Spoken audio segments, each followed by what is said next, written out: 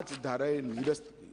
मान्यवर, मैं सदन को बताना चाहता हूं, ये तीनों कानूनों में गुलामियों की निशानी से भरे हुए कानून। सबसे पहले तो इसको ब्रिटेन की पार्लियामेंट ने पारित किया था, हमने अडॉप्ट किया था, यहीं से शुरुआत होती।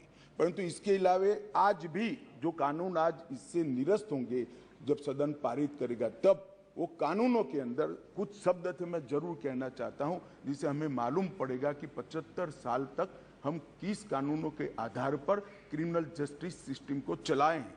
पार्लियामेंट ऑफ यूनाइटेड किंगडम का जिक्र है, प्रोविंशियल एक्ट का जिक्र है, notification by the crown representative का जिक्र है, लंदन गैजेट का जिक्र है, ज्यूरी और बैरिस्टर का जिक्र है जो हमारे यहाँ कब के चले गए, लाहौर गवर्नमेंट का जिक्र है, कॉमनवेल्थ के प्रस्ताव का जिक्र है, United kingdom of great Britain and Ireland parliament का जिक्र है, हर मेजेस्टी और बाय द प्रीवी काउंसिल, ऐसे हर जगह रेफरेंस दिए हुए हैं। Copies and extracts content in the London gadget, इसके आधार पर एक कानून को बनाया गया है। Possession of the British crown, इसका भी जिक्र आज भी है। Court of justice in England, इसका भी जिक्र 33 से ज्यादा जगहों पे है। हर मैजेस्टी डोमिनियंस का इस अधिनियम के अंदर ढेर सारे जिक्र है। टोटल 475 जगह ये गुलामी की निशानियों को समाप्त कर कर आज हमने एक नया कानून मान्यवर लेकर आए हैं। माननीय अध्यक्ष जी, इस कानून से हमने नए युग को जोड़ने का भी प्रयास किया है। हमारी क्रिमिनल जस्टिस सिस्टम में बहुत समय लगता है। कानून में कोई कानून की अदालत में जाए तो न्याय इतनी देर से मिलता है कि न्याय का कोई मतलब ही नहीं। लोगों की श्रद्धा उठ गई है, कोर्ट में जाने से डर है। मैं गुजरात का कानून मंत्री भी रहा हूं, विधि मंत्री भी रहा हूं। कई लोगों ने मुझे कहा था कि साहब पनिशमेंट की कोई जरूरत ही नहीं। मैंने बोला क्यों? कि कोर्ट में जाना इटसेल्फ पनिशमेंट है। इस प्रकार की मानसिकता लोगों के दिमाग में कर गई।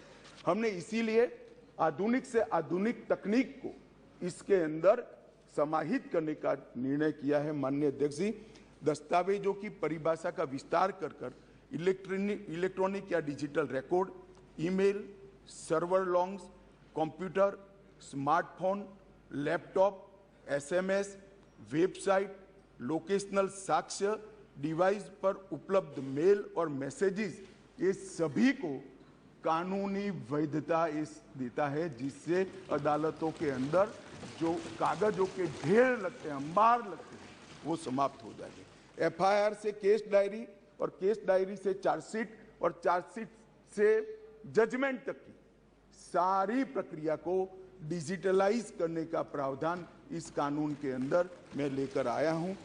अदालत की सभी कार्यवाही को टेक्नोलॉजी के माध्यम से करने के लिए हम करते हैं। अभी आरोपी की पेशी ही सिर्फ वीडियो कॉन्फ्रेंस से हो सकती है, अब संपूर्ण ट्रायल क्रॉस सहित की वो वीडियो कॉन्फ्रेंस से होगी। शिकायतकर्ता और गवाहों का परीक्षण भी होगा। जांच पड़ताल और मुकदमे में साक्ष्यों का रिकॉर्डिंग जो करना है वो भी होगा। और उच्च न्यायालय के मुकदमे और सभी अपीलीय कार्यवाही भी डिजिटली संभव होगी। माननीय अध्यक्ष जी, ये करने से पहले इसमें कोई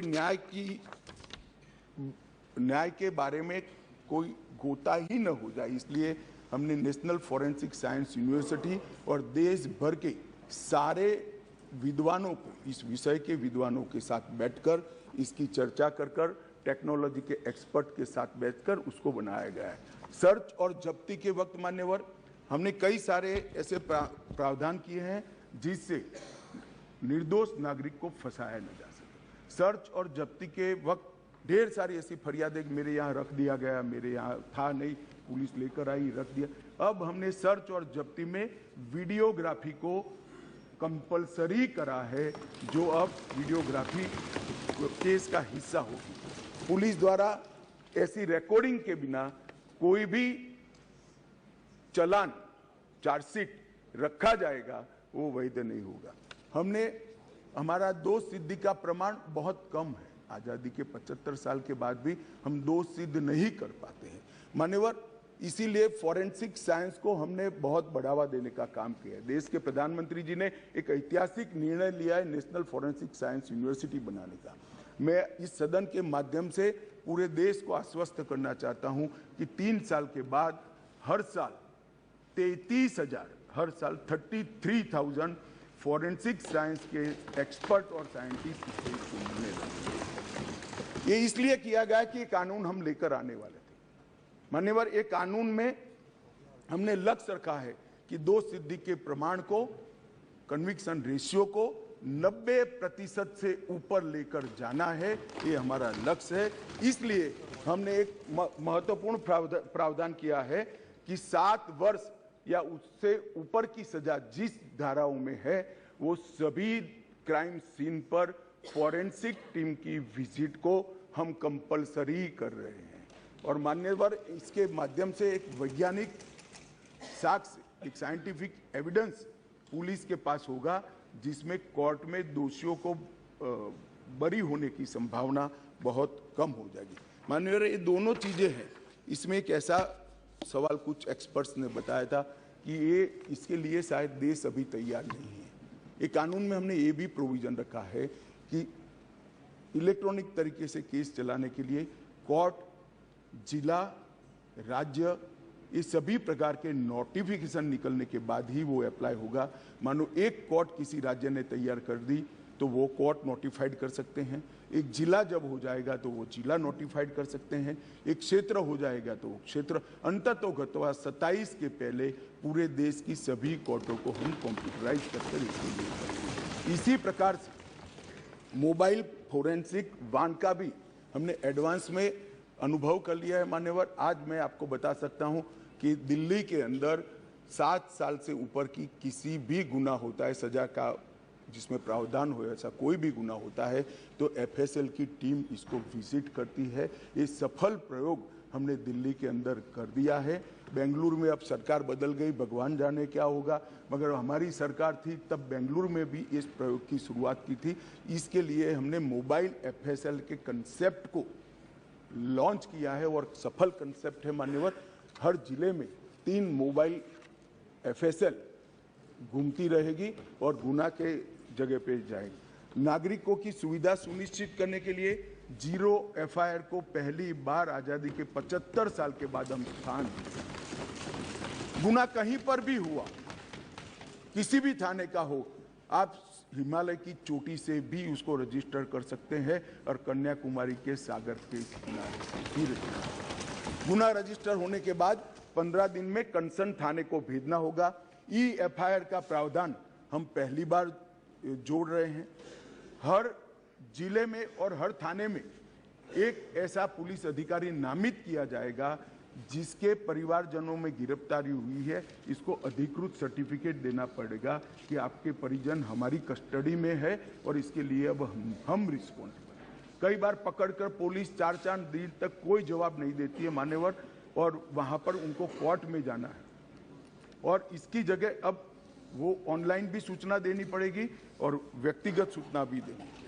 यौन हिंसा के मामले में पीड़िता का बयान कंपलसरी कर दिया गया है और यौन उत्पीड़न के मामले में बयान का वीडियो रिकॉर्डिंग भी अब कंपलसरी कर दिया है। मान्यवर, पुलिस को 90 दिन में जिसने फरियाद की है इसका स्टेटस देना हमने कंपलसरी कर दिया है। 90 दिन में उसका स्टेटस देना पड़ेगा और हर 15 दिन में फरियादी को अपना स्टेटस भेजना पड़ेगा। 7 वर्ष या उससे अधिक के कारावास का केस अगर विड्रॉ करना है तो पीड़ित को सुने बगैर कोई भी सरकार इसको विड्रॉ नहीं कर पाएगी। ये भी इससे नागरिकों के अधिकारों की रक्षा होगी। और इसके अंदर पहली बार हम कम्युनिटी सर्विस को सजा के बारे में भी इंट्रोड्यूस कर रहे हैं मान्यवर। ये प्रैक्टिस में कई जगह पे है, परंतु इसका इंट्रोडक्शन एक्ट से, कानून से अब होगा मान्यवर। सालों तक केस चलते नहीं है, इसके लिए भी हमने बहुत सारे प्रावधान करे हैं। छोटे मोटे मामलों में समरी ट्रायल का दायरा बढ़ा दिया है। समरी ट्रायल को 20,000 तक की गुनाहों में ले लिया गया है और 3 साल तक कि जिसमें